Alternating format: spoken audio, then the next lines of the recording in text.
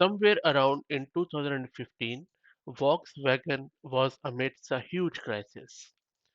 It turned out that more than half a million diesel Volkswagen engine models have been cited for emission violations. I'm not sure if you're aware of it, but the story is that Volkswagen regulatory issues around half a decade ago, around 2015, came to the light, and then it was known that they were undergoing EPA benchmarks and changed their behavior to pass the tests. Similarly, this tool, which is also again named as Volkswagen, probably as a homage to the same scandal, lets you um, detects when your tests are being run in a CI server and makes them pass. Yes, sort of a workaround or a cheeky way of deceiving the system. So, but why would you want to do it?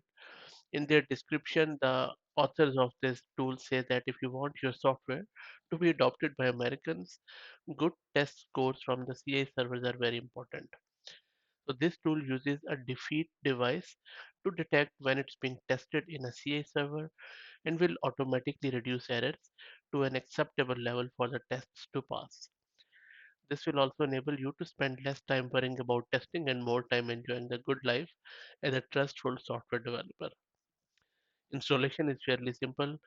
Just do npm install Volkswagen and then put require Volkswagen anywhere in your code, and that's about it.